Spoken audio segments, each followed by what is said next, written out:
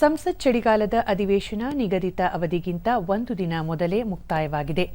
ಉಭಯ ಸದನಗಳಲ್ಲಿ ಪ್ರತಿಪಕ್ಷಗಳ ಗದ್ದಲ ಹಾಗೂ ಕೋಲಾಹಲದ ನಡುವೆ ಎರಡೂ ಸದನಗಳನ್ನು ಅನಿರ್ದಿಷ್ಟಾವಧಿಗೆ ಮುಂದೂಡಲಾಗಿದೆ.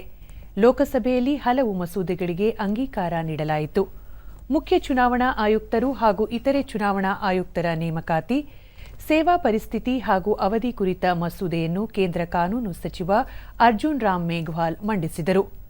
ಮಸೂದೆಯ ಪ್ರಕಾರ ಮುಖ್ಯ ಚುನಾವಣಾ ಆಯುಕ್ತರು ಮತ್ತು ಚುನಾವಣಾ ಆಯುಕ್ತರನ್ನು ಆಯ್ಕೆ ಸಮಿತಿಯ ಶಿಫಾರಸಿನ ಮೇರೆಗೆ ರಾಷ್ಟ್ರಪತಿಯವರು ನೇಮಕ ಮಾಡಲಿದ್ದಾರೆ. ಆಯ್ಕೆ ಸಮಿತಿಯಲ್ಲಿ ಪ್ರಧಾನಿ, ಕೇಂದ್ರ ಸಚಿವರು ಹಾಗೂ ಲೋಕಸಭೆಯಲ್ಲಿ ಅತಿ ಹೆಚ್ಚು ಸದಸ್ಯರನ್ನು ಹೊಂದಿರುವ ಪಕ್ಷದ ನಾಯಕರ ಸಮಿತಿ ಆಯ್ಕೆ ಮಾಡಲಿದೆ. ಈ ಕುರಿತ ಚರ್ಚೆಗೆ ಉತ್ತರಿಸಿದ ಸಚಿವ ಅರ್ಜುನ್ ರಾಮ್ ಮೇಘವಾಲ್, ಸುಪ್ರೀಂ ಕೋರ್ಟ್ ನಿರ್ದೇಶನದ ಪ್ರಕಾರ ಮಸೂದೆ ಸಿದ್ಧಪಡಿಸಲಾಗಿದ್ದು, ಮುಖ್ಯ ಚುನಾವಣಾ ಆಯುಕ್ತರು ಮತ್ತು ಚುನಾವಣಾ ಆಯುಕ್ತರು ಸುಪ್ರೀಂ ಕೋರ್ಟ್ ನ್ಯಾಯಮೂರ್ತಿಗಳಿಗೆ ಸಮಾನವಾದ ಮಾನ್ಯತೆ ಹೊಂದಿದ್ದು, ಈ ಕುರಿತ ನೇಮಕಾತಿಯನ್ನು ಯಾವುದೇ ನ್ಯಾಯಾಲಯದಲ್ಲಿ ಪ್ರಶ್ನಿಸುವಂತಿಲ್ಲ ಎಂದು ಹೇಳಿದರು. ಮಸೂದೆಗೆ ಧ್ವನಿಮತದ ಅಂಗೀಕಾರ ನೀಡಲಾಯಿತು. ನಂತರ ಪತ್ರಿಕೆ ಮತ್ತು ನಿಯತಕಾಲಿಕೆಗಳ ನೋಂದಣಿ ಕುರಿತ ಮಸೂದೆ ಕುರಿತು ಸದನದಲ್ಲಿ ಚರ್ಚೆ ನಡೆಯಿತು.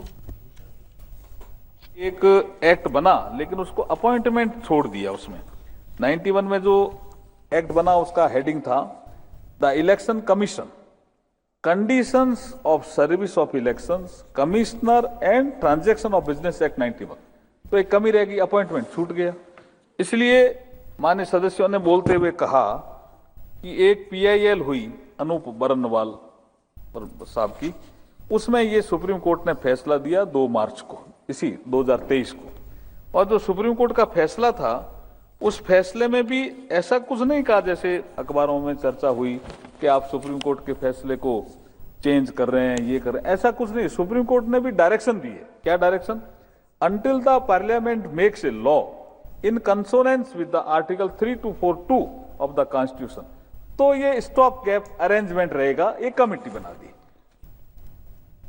ಬಳಿಕ ವಾರ್ತಾ ಮತ್ತು ಪ್ರಸಾರ ಖಾತೆ ಸಚಿವ ಅನುರಾಗ್ ಸಿಂಗ್ ಠಾಕೂರ್ ಉತ್ತರಿಸಿ, ಪತ್ರಿಕೆಗಳ ನೋಂದಣಿ ಪ್ರಕ್ರಿಯೆಗಳನ್ನು ಪೂರ್ಣ ಪ್ರಮಾಣದಲ್ಲಿ ಆನ್ಲೈನ್ ವ್ಯಾಪ್ತಿಗೆ ತರಲಾಗಿದ್ದು, 8 ದಿನಗಳಲ್ಲಿ ಅನುಮತಿ ದೊರೆಯಲಿದೆ.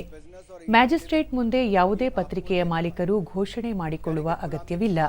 ನೋಂದಣಿ ಪ್ರಕ್ರಿಯೆಯಲ್ಲಿ ವ್ಯಾಪಕ ಬದಲಾವಣೆ ಮಾಡಲಾಗಿದೆ ಎಂದರು.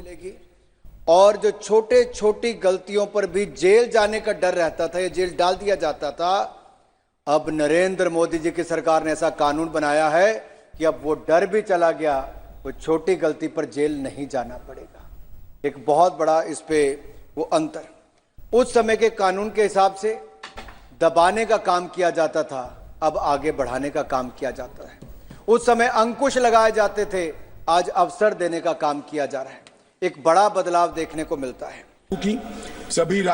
ರಾಜ್ಯಸಭೆಯಲ್ಲೂ 17 ಮಸೂದೆಗಳು ಅಂಗೀಕಾರಗೊಂಡಿವೆ ಎಂದು ಸಭಾಪತಿ ಜಗದೀಪ್ ಧನ್ಕರ್ ತಿಳಿಸಿದ್ದಾರೆ.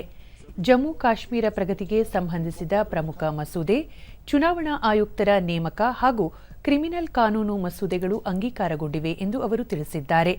ಲೋಕಸಭೆಯಲ್ಲಿ ಅಂಗೀಕಾರಗೊಂಡ ರೂಪದಲ್ಲಿದ್ದ ಭಾರತೀಯ ನ್ಯಾಯ ಸಂಹಿತೆ, ಭಾರತೀಯ ನಾಗರಿಕ ಸುರಕ್ಷಾ ಸಂಹಿತೆ ಹಾಗೂ ಭಾರತೀಯ ಸಾಕ್ಷ್ಯ ಅಧಿನಿಯಮಗಳನ್ನು ಕೇಂದ್ರ ಗೃಹ ಸಚಿವ ಅಮಿತ್ ಶಾ ರಾಜ್ಯಸಭೆಯಲ್ಲಿ ಪರ್ಯಾಲೋಚನೆಗೆ ಮಂಡಿಸಿದರು. ಈವರೆಗೆ ಯಾವುದೇ ಮಸೂದೆ ಇಷ್ಟು ಸುದೀರ್ಘವಾದ ಸಮಾಲೋಚನೆಗೆ ಒಳಗಾಗಿರಲಿಲ್ಲ. 18 ರಾಜ್ಯಗಳ 6 ಕೇಂದ್ರಾಡಳಿತ ಪ್ರದೇಶಗಳ ಸುಪ್ರೀಂ ಕೋರ್ಟ್, 26 ನ್ಯಾಯಾಂಗ ಅಕಾಡೆಮಿಗಳು, ನ್ಯಾಯ ವಿಶ್ವವಿದ್ಯಾಲಯ, IPS ಅಧಿಕಾರಿಗಳಿಂದ ಸಲಹೆ ಪಡೆಯಲಾಗಿದೆ. 150ಕ್ಕೂ ಹೆಚ್ಚು ಸಭೆಗಳನ್ನು ನಡೆಸಲಾಗಿದೆ. न्यायिक एकेडमीज, 22 विश्वविद्यालय, 42 संसद और 135 IPS अफसरों के लगभग 4200 सुझावों को एनालिसिस कर एक कानून बनाया गया है. मैं नहीं मानता कोई कानून इतनी विस्तृत कंसल्टेशन की प्रक्रिया से.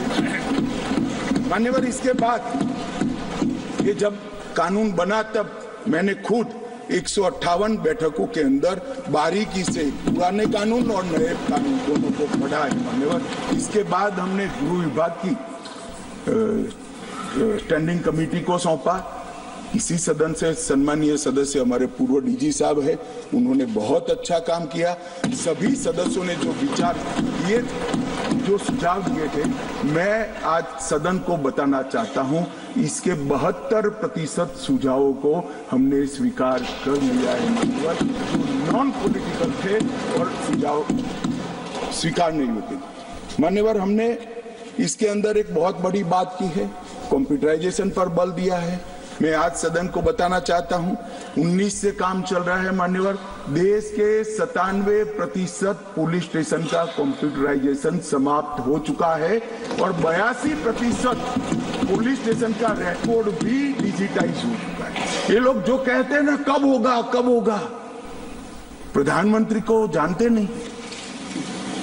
प्रधानमंत्री जो सोचते हैं कानून आने से पहले, उसका पूरा नेटवर्क इंप्लीमेंटेशन का प्रधानमंत्री जी ने बनाकर रखा है। ये ऑनलाइन जुड़ चुके हैं पुलिस।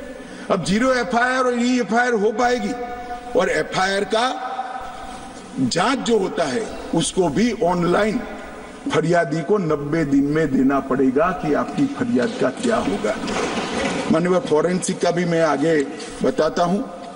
हमने ICGS के माध्यम से लगभग 8 करोड़ जितनी एफआईआर का डेटा ऑनलाइन कंप्यूटर में डाल दिया है और E-कोर्ट के प्रोजेक्ट शुरू हो चुके हैं, E-प्रिजन का प्रोजेक्ट शुरू हो चुका है, E-प्रोसिक्यूशन का प्रोजेक्ट शुरू हो चुका है और E-फॉरेंसिक हो चुका है।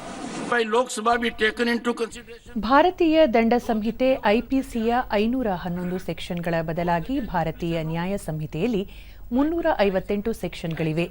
20 ಹೊಸ ಅಪರಾಧಗಳನ್ನು ಸೇರ್ಪಡೆ ಮಾಡಲಾಗಿದೆ. 33 ಅಪರಾಧಗಳಿಗೆ ಜೀವಾವಧಿ ಶಿಕ್ಷೆಯನ್ನು, 23 ಅಪರಾಧಗಳಿಗೆ ಕಡ್ಡಾಯವಾದ ಕನಿಷ್ಠ ಶಿಕ್ಷೆಯನ್ನು, 83 ಅಪರಾಧಗಳಿಗೆ ದಂಡ ಪ್ರಮಾಣವನ್ನು ಹೆಚ್ಚಿಸಲಾಗಿದ್ದು ತೆಗೆದುಹಾಕಲಾಗಿದೆ. ಸಿಆರ್ಪಿಸಿಯಲ್ಲಿನ 484 ಸೆಕ್ಷನ್ಗಳ ಬದಲಾಗಿ ಭಾರತೀಯ ನಾಗರಿಕ ಸುರಕ್ಷಾ ಸಂಹಿತೆಯಲ್ಲಿ 531 ಸೆಕ್ಷನ್ಗಳನ್ನು ಸೇರಿಸಲಾಗಿದೆ.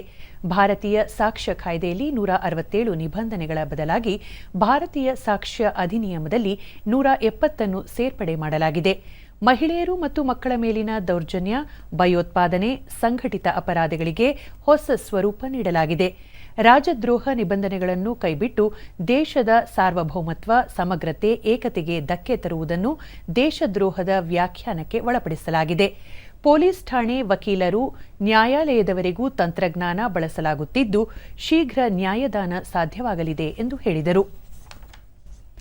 ಬಳಿಕ ನೂತನ ವಿಧೇಯಕಗಳು ಧ್ವನಿಮತದ ಮೂಲಕ ಅಂಗೀಕಾರಗೊಂಡಿವೆ ಎಂದು ಸಭಾಪತಿ ಜಗದೀಪ್ ಧನ್ಕರ್ ಪ್ರಕಟಿಸಿದರು.